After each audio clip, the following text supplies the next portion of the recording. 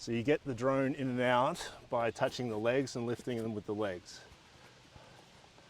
Okay. So basically lifting it up upside down. Say again? Lifting it up upside down. Yeah. The legs are not symmetrical. They have a big end and a little end. Yeah. So don't twist them in or out. Yeah.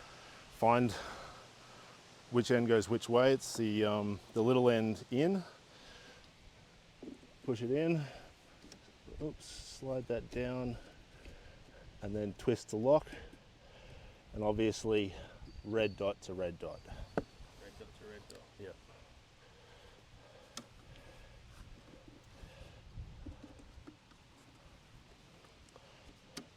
Red dot to red dot. Pick her up. Pick up by the legs. Yep. So the props are carbon fibre and they're pretty tough. If you bend them a little bit, it's not going to affect too much, but obviously just try to be a bit careful with them. The main thing you've got to be careful of is the leading edge. You don't want to get chips in that because that'll affect the drone's endurance, and the props will just need replacing eventually. So if there's long vegetation around, you've got to clear it for kind of a larger area so the props don't hit it. Yeah. When you fold this out, it's the lower one first, all the way out, and then the top one. So you'll see one of them just moves in the plane and the other one moves up and down a little bit. So yeah, to go out, you put the lower one out first, and then when you put it back, it's the reverse. So the up one goes first and then you put the back one. Slide these on, white dot to white dot. White dot to white dot.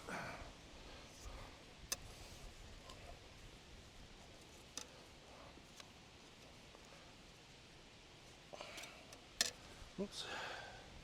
So lower one first and then the upper one.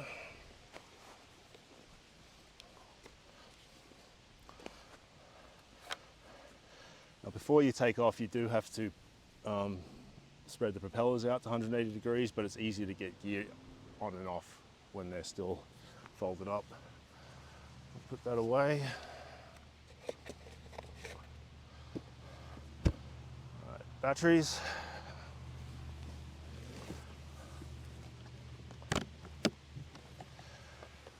So the batteries are all labeled. They're in pairs, so 1 and 2, 3 and 4, 5 and 6.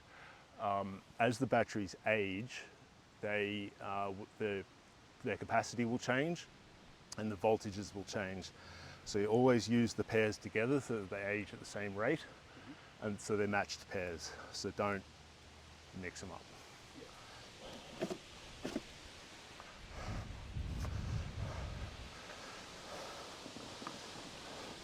Battery in, battery in. Rotate that so it's locked. Yep. And we'll start with the P1. Say again? Batteries, drone, everything. It's 9 kilos with the batteries, and I think once you put the sensor on, it goes to 10 or a bit over.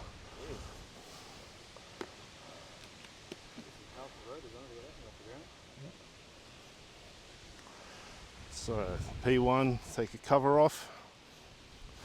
Now the attachment point is tricky. Assuming you're right-handed, whichever your dominant hand is. Left. Okay. Either way, go in through the top. There's a button here to loosen it. Yeah. So you can put the sensor on and off. Go in through the top and hold the button that way, and then come up with your other hand. Right. So there's a cap there, take that off. Now if you have a look at this, Yep.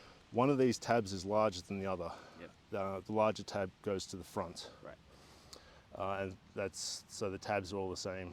Here you got a big one, 2 small ones, so when you put it back on, it goes that way. Yep. Now you won't be able to see it, but the interface, it's a little slot interface. It sits in there. That doesn't always, when you take it off, it doesn't always rotate back to its starting position. So just give it a quick check manually. Yeah, that's all the way back, so that's fine. Sometimes it's rotated around, you won't be able to get that on.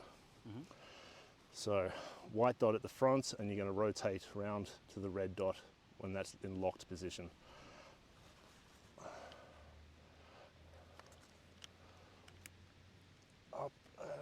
rotate. That's locked.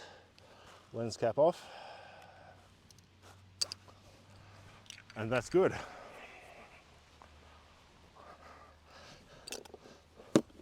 I'll just get these boxes a bit further away.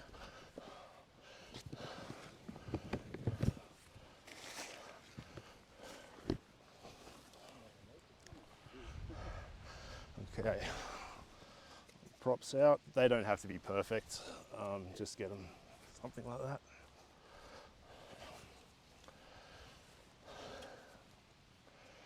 So on all DJI equipment, on and off is a short press and a long press. So short, long. Drone starts up. On and off. Short, long. And the controller as well. Yep. So these antennas are highly directional. If you're doing, it won't matter around here because we're not going very far. If you're doing jobs where the drone is going to be a long way away, you want the plane of this pointing at the drone, and they work together, so don't have one like that. Yep. If the drone's going to be a long way above you, which it will never be because we're limited to 120 meters, then you would point the antennas down like that, so they're facing straight up.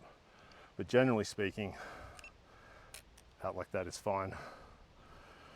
Okay, so if we go into the camera view, Yeah. okay, so caution, HMS is the health management system. We've got a caution on the P1. So that's going to be, yeah, it's a new memory card, so you've got to format the memory card. I make it a practice to just give it a quick format before every flight. So you see here you've got your 3 views. That's me. This is the first person view camera.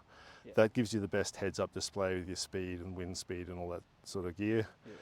This is your map view. Yep. Shows your home location. Unfortunately, it doesn't show the controller location, which is a little bit frustrating, but that's the way it is. And then your P1, that's the big camera view. So you got your photography settings here. This is currently set to manual focus.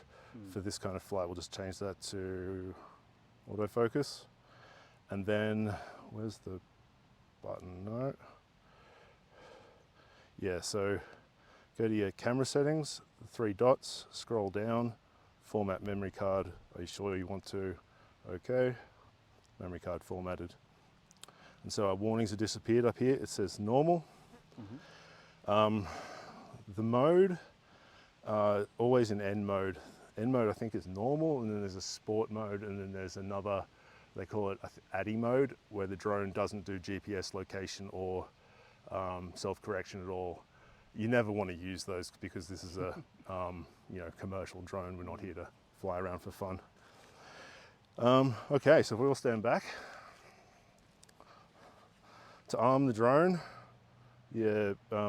both sticks diagonally inwards, props start spinning, take off.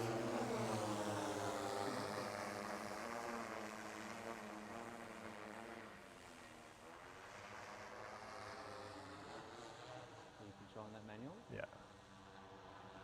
So if we come here, it's telling me restricted zones, click OK. So this is the P1 view. Scroll down, The camera we put on it? yep, and we can take a nice little photo of us. Yeah. How'd you do that? You can press Camera that button or the button on the screen. Okay. Yep. So if you go to the settings, there's a return to home altitude here. In a real situation, you basically want to have that set as high as possible, usually 120, because it is relative to the takeoff altitude, where it took off from. Yeah. So if you've got varying topography, you can find that the drone, even though it's flying back at 120 meters, is actually quite a bit lower. So you don't want it running into trees and whatnot, so just get it up as high as you can. Gotcha. So Those Popeyes and stuff would be part of that oval. now if we just push and hold return to home, that's returning to home.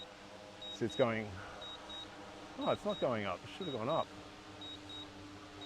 I'll switch to that now. So FPV view, so it's at 30 meters. Oh, what the hell is on my screen?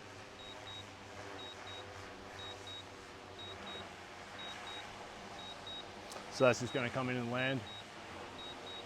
With the land you just hold him, return to home, and it just zeroes in on the target and pops down. Having a bit of a struggle with the wind. And see how it's off the target? And now it's moving onto the target with its downward vision sensors.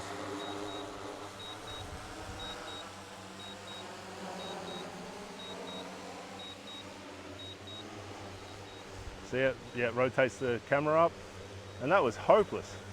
Oh no, getting a bit better. All right. There you go. It usually does better than that. That wind was so strong. Probably the wind, yeah. Yep. Okay. Push pause.